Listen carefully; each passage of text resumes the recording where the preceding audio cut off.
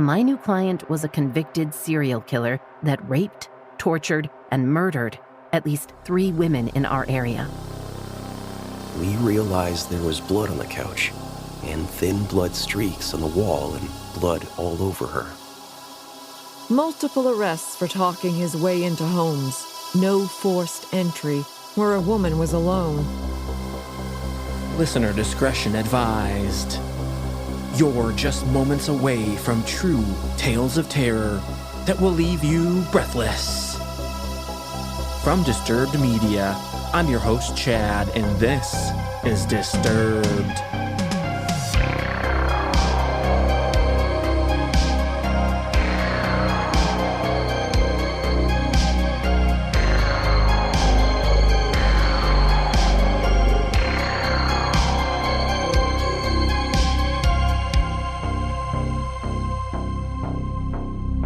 Welcome back in, everyone, and thanks for joining me.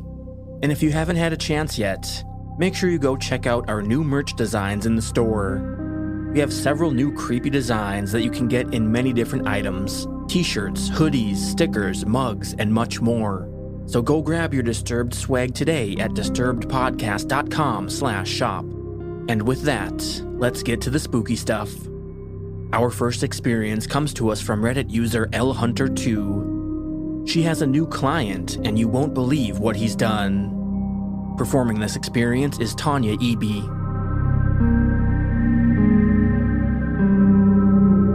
So I have to keep this very general, but have to share. Long post and first-time poster, so please be kind. Also, please keep in mind that I was 22 years old and not even out of grad school when all of this went down.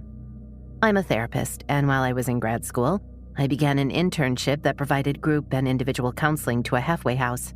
This halfway house was run by a church and their well-meaning congregation, but was a bit of a mess. After several months of working with them, I got a phone call from the house parent that said none of the residents were willing to attend group sessions if their new housemate would be involved. The house parent made some comments about typical house drama, so I wasn't too worried about it, and just told them to go ahead and bring the residents to the clinic, and I would work with the new housemate privately to figure out what was going on. I met with the new housemate first, and they seemed a bit reserved and untrusting, but nice. When I asked about issues in the house, they gave a small curved smile and raspy chuckle/scoff. I pushed them a bit further, but all they would say was that the others were scared. We ended our session agreeing to meet weekly. I had the group session next, new housemate not included, to get a feel with what was going on from the others. When I walked in, I could tell there was something seriously wrong. Their faces looked terrified, their general appearances were disheveled, and they were all looking anxiously around at each other. I asked what was going on, and no one answered. They asked me what I thought of the new housemate, and I redirected back to them. The anxious eye contact continued. I asked again and reminded them that change and growth couldn't occur without honesty. Finally, one of them started talking. Here is the story from that perspective. We were told that we were getting a new housemate that we weren't supposed to have much interaction with, and that they wouldn't be there long. No one would give us any info about why the new housemate would be getting the only private bedroom, or why they wouldn't be participating in classes or group activities. They just told us to leave them be. This went on for 2 weeks. Then they started letting the new housemate hang out and participate in things. They would make some strange comments that would make us uncomfortable, but we would just ignore them. They wouldn't sleep. They would always leave their bedroom after they thought everyone was asleep, go into our rooms, and check to see if we were actually asleep by holding their finger under our nose. Then they would leave and walk through the backwoods. They would always be back in the morning, and we would tell the house parent, but would be told to be quiet and not talk about this with anyone. One night after dinner, we turned on the ID channel and new housemate was watching with us. A few minutes into the episode, they got up and walked into the woods. Usually did this super late at night. A few minutes later, we heard it. Their name in the episode. We couldn't be sure, so we went to the computer and checked and saw that they had tortured and murdered several women. There's more details to the story that I can't share, but needless to say, my new client was a convicted serial killer that raped, tortured, and murdered at least 3 women in our area. This person was being let out on a technicality that affected several of the murders they were charged with, so got released early on the condition that they lived under supervision. This particular halfway house was being paid to hold this person until a more appropriate structure was in place. After I had done my own research and confirmed, I went to my supervisor and professor, and the contract with that particular church and halfway house was terminated. Icing on the cake? The next year of my life was absolute hell as I was stalked, my home invaded, my dogs injured, my house and car vandalized, and survival items that didn't belong to me were found in my attic that made it look like someone had been living there. I would come home and the house would look different than the way I left it. The police came to my house over a dozen times through that year and did nothing. So my family hired a security team and installed cameras. 6 months later, a perpetrator was arrested on my property, and eyewitnesses and evidence linked him to the crimes. Perpetrator had been out of prison for just over a year on rape and kidnapping charges. Guess who was from the same small hometown as the man arrested? My client. Here are some answers to a lot of the questions. This incident was over 10 years ago, and Stalker is still in jail. I had just bought the house the week prior to all of this starting, so couldn't move somewhere else. No money. Several friends offered to let me stay with them, but police and psychiatrists believed that the stalker would follow me because he was already fixated on me. I have no idea if that's how it works, but I listened then. My brother, dad, and several friends rotated staying with me for several weeks. There was no evidence of a connection between the stalker and serial killer, but my brain sometimes begs me not to believe that. I lived in that house alone for another 3 years, then got married and lived there for 2 years with my husband. I never felt at rest in that home, obviously. We are in a new home now, and with the help of lots of dogs, cameras, home security, and a great therapist, I'm doing great, though I have severe night terrors from PTSD. The reason I was told that they weren't stopping serial killer from walking was because they were about to be transferred, and the house didn't want any big scenes or drama when the person was going to leave. Whatever. In terms of who this person is, I left out/changed up a bit 2 major details that would be easily Googled to find out who they are. Happy hunting.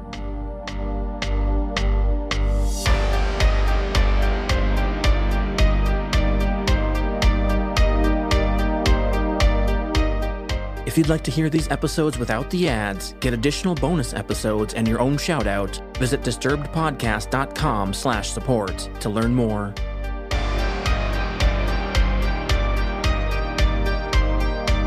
Next up, we hear from an anonymous Reddit user and discover why it's questionable to open your door late at night. Performing this experience is Mariana Bradford.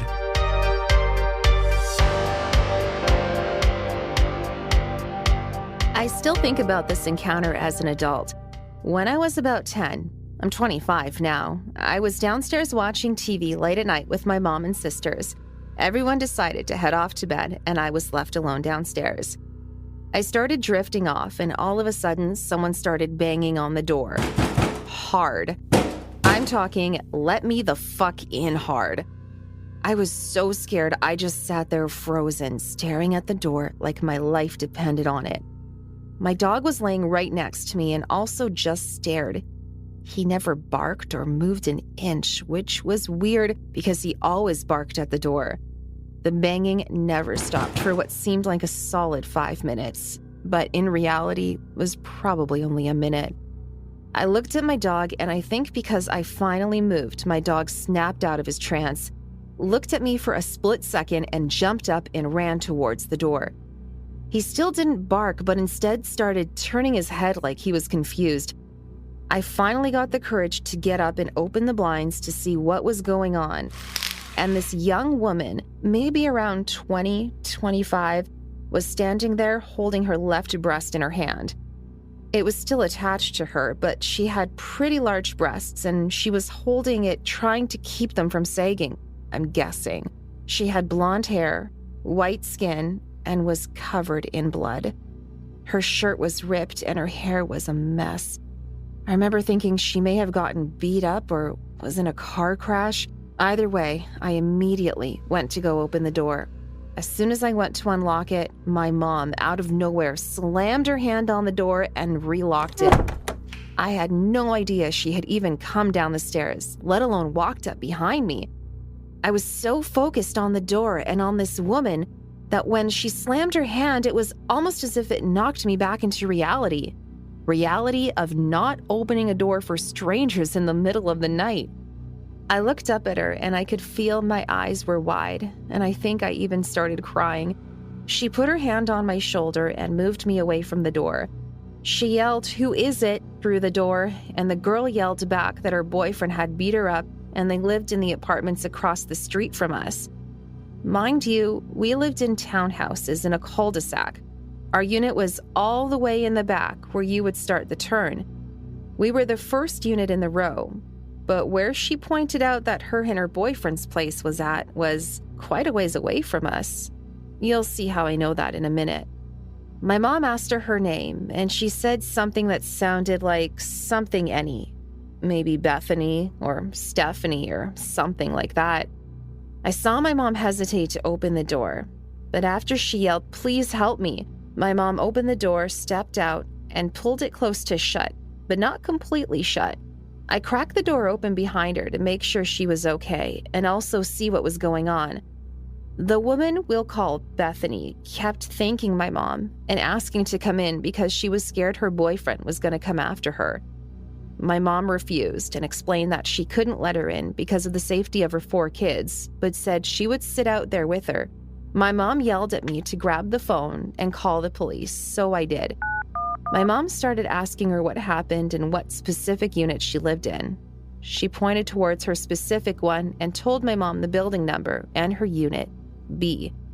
This silver SUV pulled up a little later and she ran towards it yelling, "That's my sister," and then just jumped in. The car sped off without another word from her or a single word from the sister. My mom looked back at me confused and came back inside and shut and locked the door. We just stood there and looked at each other. I asked my mom what about the police, and she said she would wait for them downstairs if I wanted to go to bed. I was too scared to leave her, so I waited with her. Once they arrived, my mom explained what happened, and the officer said that she did the right thing not letting her inside. Weird thing is, my dog never barked once until the cops knocked on the door. They also explained that they've been receiving similar calls like that in the area recently. Even worse, the next morning, we all packed up to go to the grocery store. And as we passed that building, you could tell the apartment was empty. Like no one had been living in it. Maybe they just didn't have any furniture or anything, but it was still weird. He never came after her that night, and we never saw her or the SUV again. Bethany or Stephanie, I hope you're okay if this was real. But also if it's not, don't ever knock on my door again.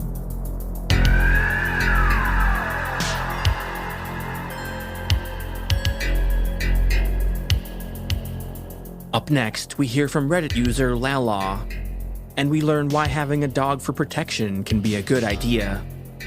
Performing this experience is Nikolle Doolin.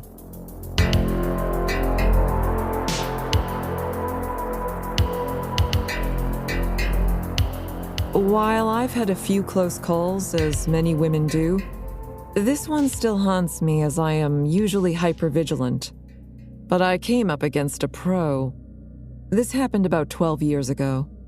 We were living in a rental house in a quaint village in Southern California. While it was in a residential neighborhood, it was a few blocks away from the downtown village area. The area was filled with shops, restaurants, and bars, along with an active trolley station not far from a state college. Old Hollywood. There was always activity going on as our street was a cut-through to the action. People coming and going, especially college kids. Even ringing our doorbell was not unusual. I was in the habit of jogging at night, but only with my German Shepherd Rottweiler named Bear. He was an intimidating-looking dog, although well-trained. A former police dog in rescue, he had settled in well to domestic life.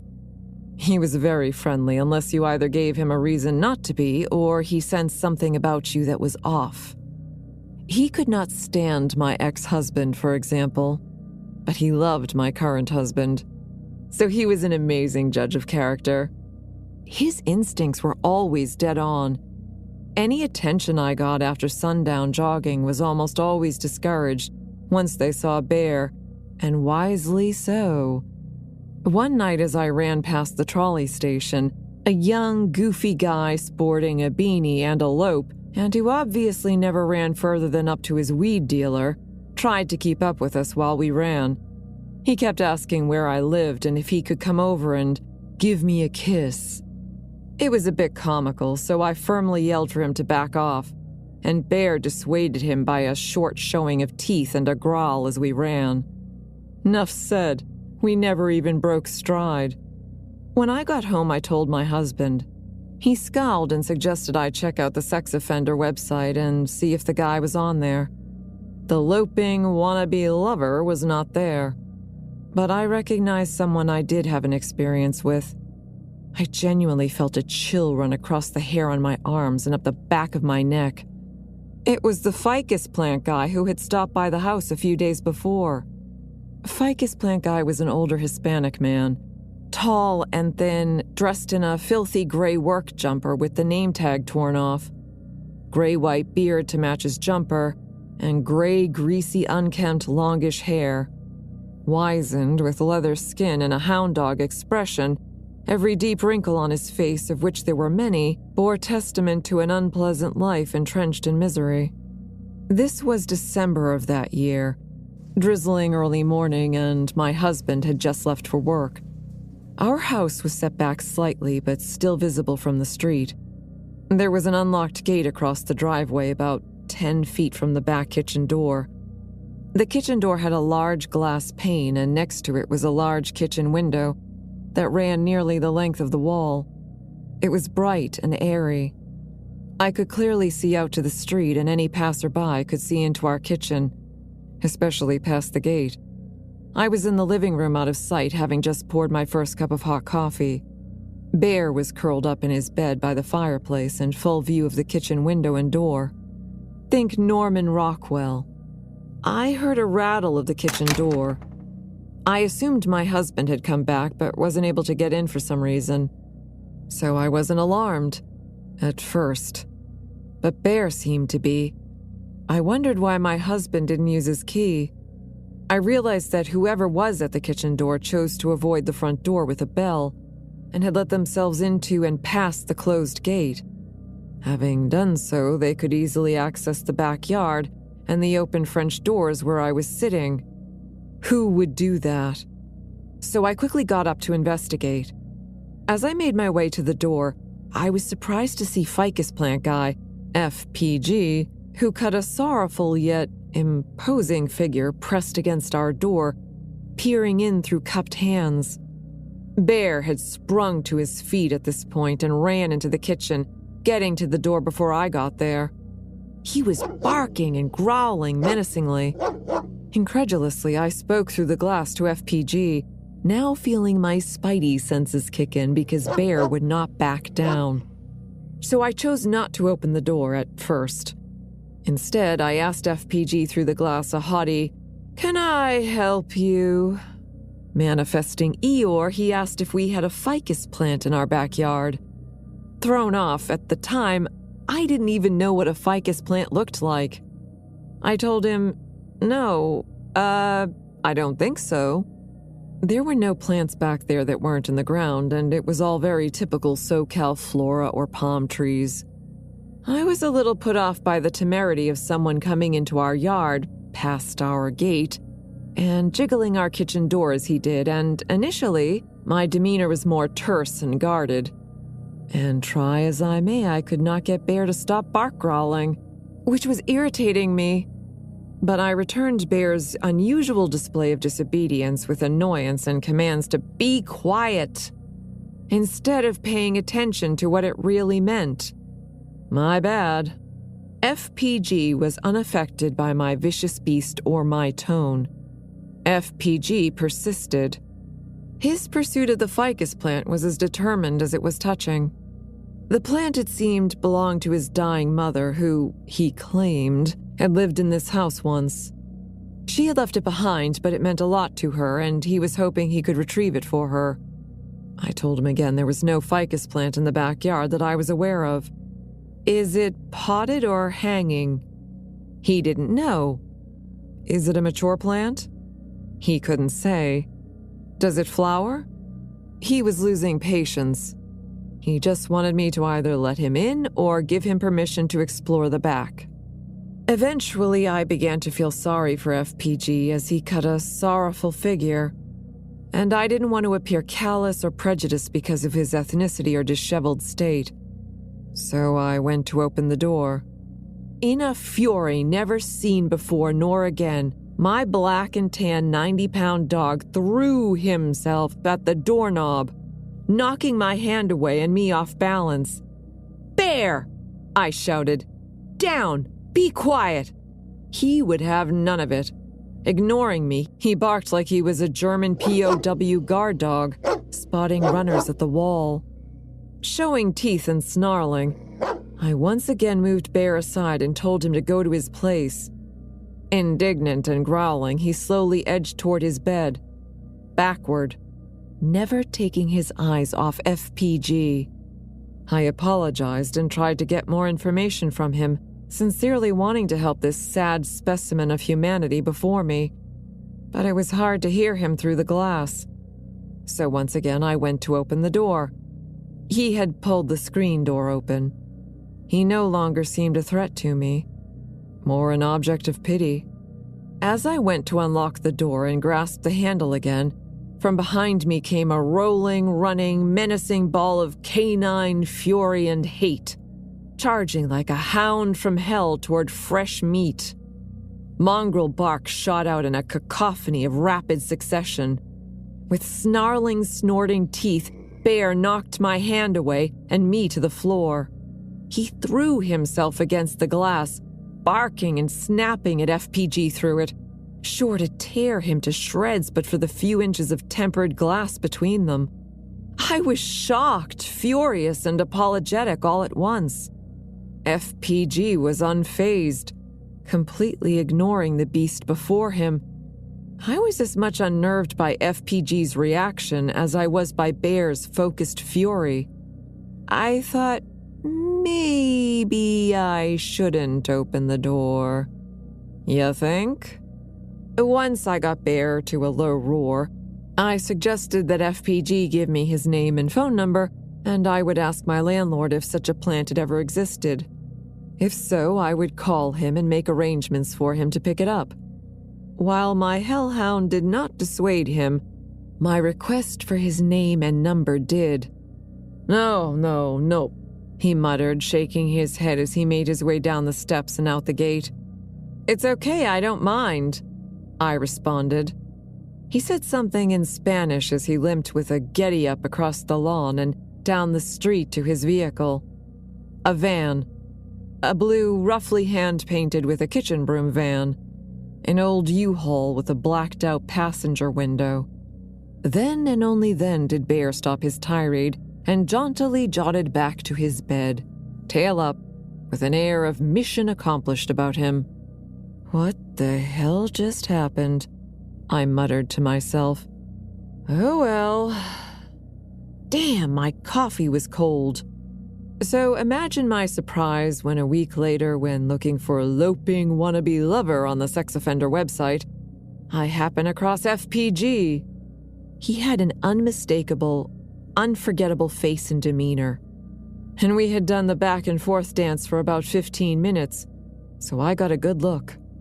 He was a convicted sex offender. A sexual predator, in fact. Multiple arrests for talking his way into homes. No forced entry, where a woman was alone, tying them up and raping them, brutalizing them repeatedly with foreign objects, sodomizing them, torturing them in various ways, for hours. As of that moment, the police had no idea where he was, but his last known location was the village where I lived. But for my sweet, loyal, fearless, and fearsome, very, very good German Shepherd Roddy bear dog, I would have gotten to know FPG much, much better that day. I'm guessing there was no ficus plant. And no, let's not meet. Ever.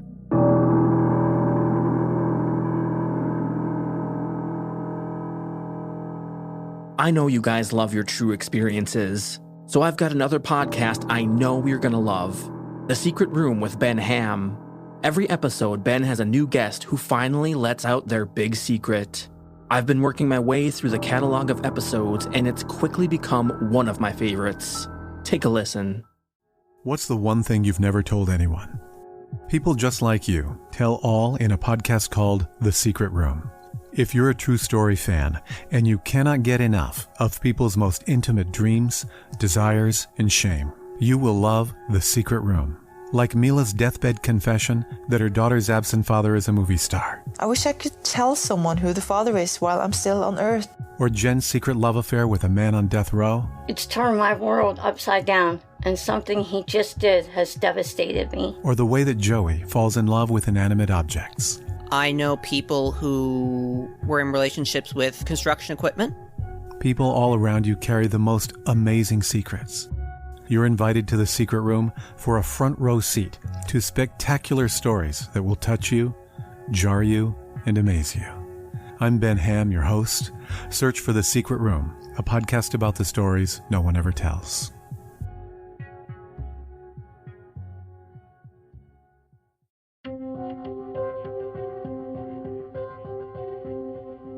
And finally, our title story coming to us from Reddit user Itchy Fiddly Digits. And we learn what it's like to be face to face with a murderer.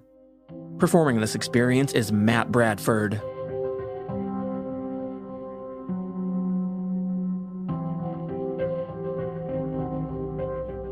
This happened to me and my wife a few months after we moved into a new place. Now, this took place back in November of 2018 and actually wasn't even fully resolved until just recently. So, back at this point in time, me and my wife were going through some hard times. I was making money through some slightly illegal means and had actually gone to jail for 9 months. I got out in September of 2018 and had a job in the city waiting for me when I got home. Now, when I got out of jail, my wife was living with her mom about an hour away from the city, but she knew we had to find somewhere to live close to both of our jobs that were downtown in the city we were moving to. Since we were starting all over after the legal fees, lawyers, fines, and other assorted debts, we knew we could only afford something super cheap that would let us pay week to week, instead of having to pay security deposits and monthly rent up front. Now, there were 4 rooms in the house with a shared kitchen and a bathroom for everyone. We moved into one of the rooms. Our neighbors on the first floor was a 30-year-old Asian lady and her mom. And then upstairs, there was a young black guy who moved in the same week as us.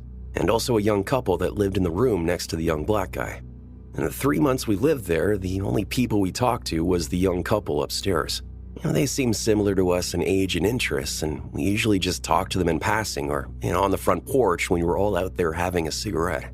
They were nice enough, and they also smoked weed, which me and my wife did as well. And we smoked on the porch together a couple of times. Things were just A-okay.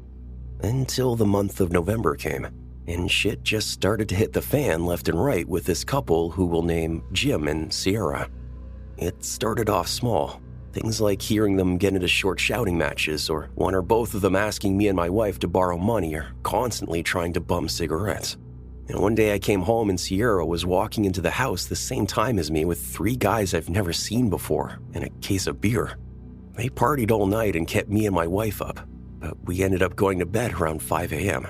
And then a few days later, we were woken up on a Sunday, and me and my wife's only day off, to Jim screaming at Sierra and throwing all her stuff on the front yard. He was calling her a whore and a slut and told her to get out of his life, yada yada yada. They argued for like 3 hours, and eventually someone picked Sierra up. We had a week of peace and quiet, but by the next week she was moved back in and the fights and screaming were constant. Until one night. It was a Tuesday night, the day just before my birthday. Me and my wife worked that day, and I just kind of lounged around after work. My wife and I ended up smoking some weed around 1 a.m. and put in a movie to giggle at all night. The whole time we were watching this movie, we could hear Jim and Sierra screaming at each other. We could hear the stomp of their feet as they moved around upstairs in the room right above our ceiling. It went on the whole movie, it seemed like. After actually making it through the movie without falling asleep from smoking too much, we both noticed that Jim and Sierra had finally stopped fighting. We both wanted to take advantage of the quiet and laid down to cuddle up to sleep until we had to go to work in the morning. I was woken up in the middle of the night by my wife, who was shaking me and looking off toward my side of the bed. I was so tired and out of it, I thought maybe she saw a bug and wanted me to kill it. I turn over to get up, and when I do, there is a man standing next to my bed, hunched over my nightstand going through the drawer, and the man has an empty milk gallon in his hand. After rolling over and locking eyes, he stood up from his hunched position and was just staring at me. I kicked my feet out onto the floor and sat up in the bed as he started backing up slowly, one step at a time. At this point, I finally realized that it's Jim, in our room, going through my stuff, holding an empty milk gallon. Now, like I said, I was still pretty out of it and just calmly said to him, "What's up, Jim? What the hell are you doing in a room, bud?" After a few seconds, Jim asks, "Can I borrow your guys' car, man? Or can one of you take me down to the gas station and then back real quick?" Thank goodness for my wife, who was finally fully awake, unlike me, and said, "What? You broke into her room to borrow our car? No, you can't borrow our car after you broke into her room at 4 a.m. Now get the fuck out of here, you fucking weirdo." Jim leaves, but he doesn't just leave. He sprints out of the front door and starts running down the street towards the gas station he wanted to go to. I look at my wife, and before we can even say anything to each other, our other neighbor from upstairs comes down and says that Jim and Sierra were fighting worse than he ever heard or saw, and that he hadn't heard any noise coming from the room for about an hour. My wife, who was feeling protective of a fellow female who had to endure this abuse, told me and our neighbor to go upstairs and check on her. So we go up the stairs, and the door to Jim and Sierra's room is shut. I knocked and shouted for someone, and there was no answer. Standing side by side, me and my neighbor turned the doorknob and pushed the door open. On the back wall of the room, Sierra was laying on the couch, face up. And we also noticed that the floor and ceiling had been hacked up, like someone was trying to get inside of the floor and ceiling for some reason. Me and my neighbor walked over to the couch thinking that Jim had just knocked her unconscious. But when we made it to her, we realized there was blood on the couch, and thin blood streaks on the wall and blood all over her. I can't speak for my neighbor, but as I looked at her, I thought, she doesn't have a face. The neighbor called the cops immediately, and I was just standing there dumbfounded. I heard him tell the police that Jim had smashed his girlfriend's face in with a sledgehammer, and the weapon was still there, but Jim had run off. The police told us to leave the room and wait outside if we felt safe doing so. The cops came and put an APB out on Jim, and they found him an hour later running down the street. After talking to the cops, they said it looked like Jim was trying to find the gas line in the house, and he probably wanted to go to the gas station to get fuel to help him burn the house down with Sierra inside. After all the cops left and everything calmed down, me and my wife looked at each other like, what the fuck? And we had to call into work the next day because there were 2 news vans out front all morning, and every time we stepped out for a smoke, they were badgering us for an interview. It ended up being a small blip in the news with a short paragraph in the newspaper and a 1-minute segment on the local news channel. But yeah, that was how I was face to face with a murderer right after he killed his girlfriend in the same house we were in with him. Obviously, everyone in the house was asked by the prosecutor to come testify in court. By the time they asked me to come to court, it was 2 years later, and at that point in time, I was actually locked up for a probation violation. Now, keep in mind, I'm in the same county jail that Jim is in while he's going to court. I had gone on vacation while on probation across the country, and they found out about it. So they gave me 60 days to do in county jail, and then I would be done with probation. And it just so happened that those 60 days were during the trial for Jim. The prosecutor let my wife bring nice clothes up to the jail because it wouldn't look good for a criminal in jail stripes to take the stand and testify against this guy. And the prosecutor thought I was well-spoken enough that the jury wouldn't know any better. Now, The way this particular county does court is they basically round up everyone in the jail that has court that day and take them all to a giant holding cell in the basement of the courthouse and take you upstairs as your case comes up. I told the officers taking me to the holding cell that I was a witness in a murder case and didn't want to be put in the same room as the guy I had to testify against. They said it won't happen and took me to the holding cell. I started thinking, well, they probably have the same murder-type cases in a different cell. But when they called my name to go to court, I started walking to the entrance of the cell, and from behind I hear someone say my name and tap my shoulder. I turn around, and of course it's Jim, 4 feet away from me, face to face. All he said after I turned around was, "Good luck today." And all I could do was reply, "You too," and get the hell out of there. After that, they put a special command in the system to keep us separated.